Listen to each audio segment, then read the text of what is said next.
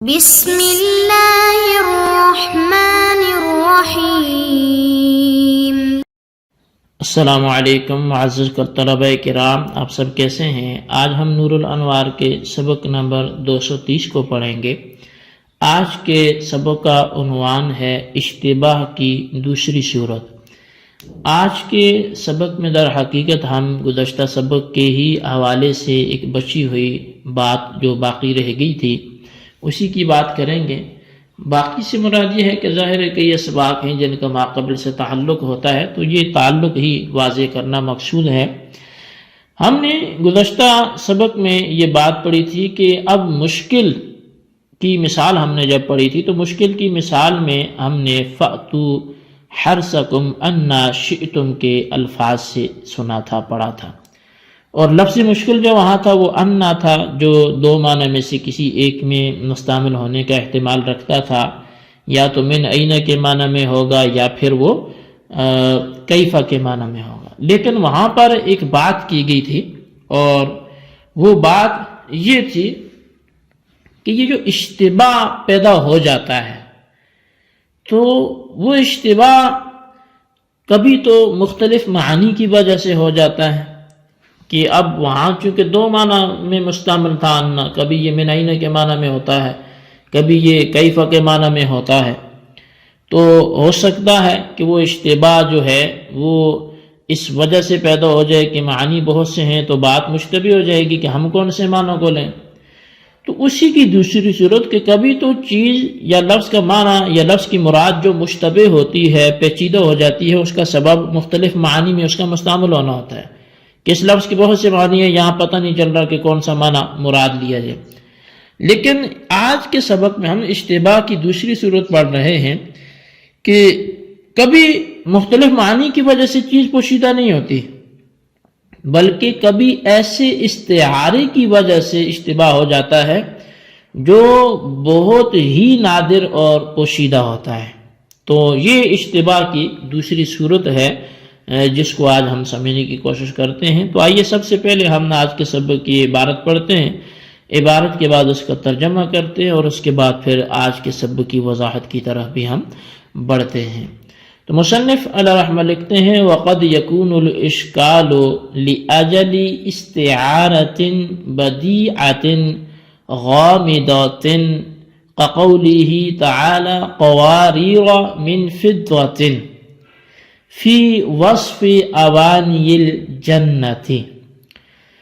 فرمایا کہ اور کبھی ایسے استعارے کی وجہ سے اشتباہ ہو جاتا ہے، چیز مشکل ہو جاتی ہے جو بہت ہی نادر، یعنی وہ استعارہ بہت ہی نادر اور پوشیدہ ہوتا ہے، جیسے اللہ تبارک و تعالی کا فرمان قواریر من فضة، جنت کے برتنوں کے اوصاف کے بیان میں یہ اللہ کا ارشاد فرمانا یہ مثال ہوگا۔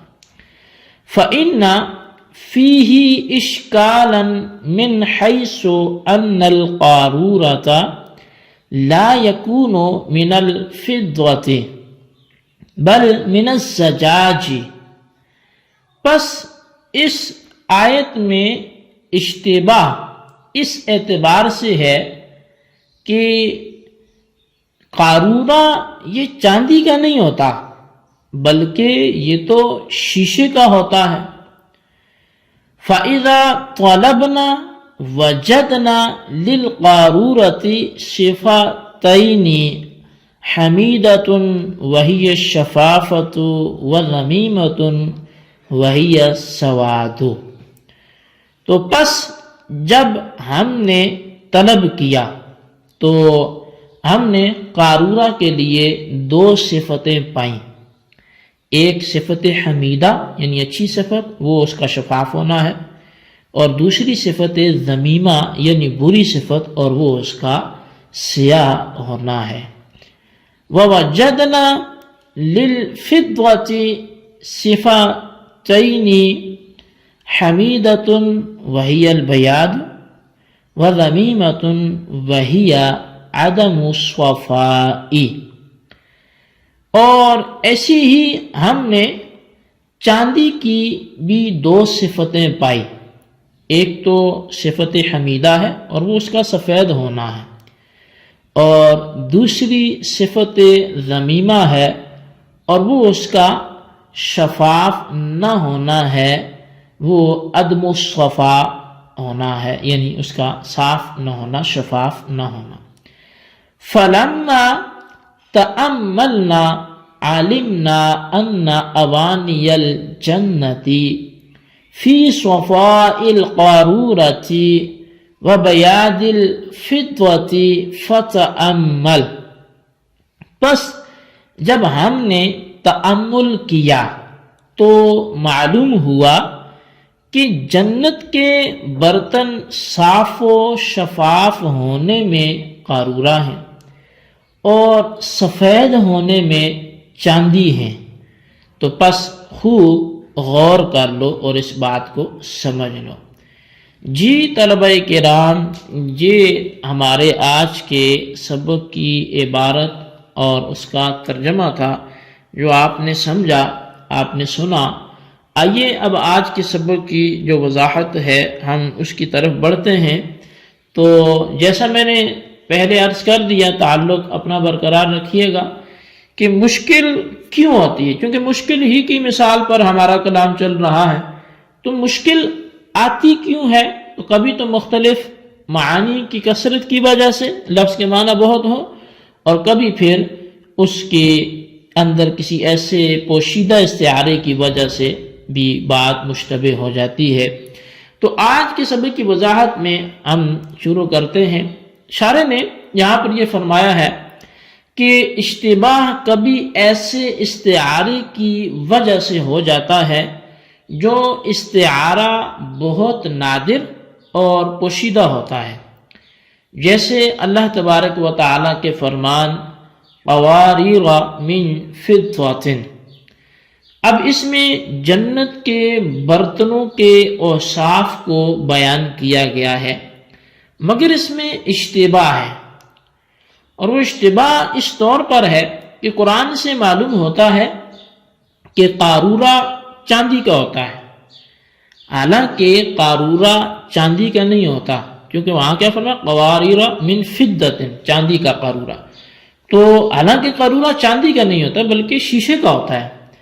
پس جب ہم نے اس اشتباہ کو دور کرنے کے لیے غور و فکر کیا تو معلوم ہوا کہ قارورہ کی اصل میں دو صفتیں ہیں۔ ایک صفت تو اچھی ہے، یعنی اس کا اس قدر صاف و شفاف ہونا کہ اندر کی چیز باہر سے نظر آ جائے، اور دوسری صفت اس کی بری ہے، یعنی اس کا سیاہ ہونا۔ اسی طرح جب ہم نے مزید غور کیا تو پتہ چلا کہ چاندی کی بھی دو صفتیں ہیں، ایک اچھی صفت ہے یعنی چاندی کا سفید ہونا، اور دوسری بری صفت ہے یعنی اس کا صاف و سفید نہ ہونا۔ بس غور و فکر کرنے کے بعد معلوم ہوا کہ اللہ تبارک و تعالی نے اس آیت میں جنت کے برتنوں کو صاف و شفاف ہونے میں قارورہ کے ساتھ تشبیہ دی ہے، اور سفید ہونے میں چاندی کے ساتھ تشبیہ دی ہے، یعنی جنت کے برتن قارورہ کی طرح اس قدر صاف و شفاف ہیں کہ ان کے اندر کی چیز باہر سے نظر آ جاتی ہے، اور چاندی کی طرح سفید ہیں۔ تو بہرحال جب قرآن پاک کا منشا یہ ہے تو اب یہ اشکال نہ ہوگا کہ قارورہ شیشے کا ہوتا ہے نہ کہ چاندی کا، حالانکہ قرآن پاک میں کہا گیا ہے قواریر من فضة کہ قواریرہ چاندی کا ہے۔ تو بہرحال اب اس سے ہمیں کچھ فوائد بھی حاصل ہوئے کہ معنی حقیقی اور مجازی کے درمیان اگر علاقہ تشبیہ کا ہو، یعنی کسی وصف میں دونوں شریک ہوں، تو یہ مجاز استعارہ، یہ یعنی مجازن جو ہے یہ استعارہ کہلاتا ہے، اور اگر تشبیہ کا علاقہ نہ ہو تو یہ مجاز مرسل کہلاتا ہے۔ پہلا مجاز استعارہ تھا، یہ مجاز مرسل ہے، اور یہاں بداعت کی وجہ یہ ہے کہ جنت کے برتنوں کے لیے ایک نادر صورت کو ثابت کیا گیا ہے، اور نادر اس لیے ہے کہ وہ صورت دو متضاد چیزوں یعنی قارورہ جو شیشے کا اور چاندی سے مرکب ہے، یعنی ایک صورت شیشہ اور چاندی دونوں سے جو ہے وہ ملا کے جنت کے برتنوں کے لیے ثابت کی گئی ہے۔ تو بہرحال یہ ہمارے آج کا سبق کی ترجمہ عبارت وضاحت تھی، اس کو اچھی طرح آپ سمجھیں اور بالخصوص ان سوالات کے جوابات دیجیے، سبق کا خلاصہ بھی اپنے رجسٹر پر لکھیں۔ سوال نمبر 1 یہ ہے کہ مشکل کا دوسرا سبب کیا ہے، اس کو بھی بیان کریں۔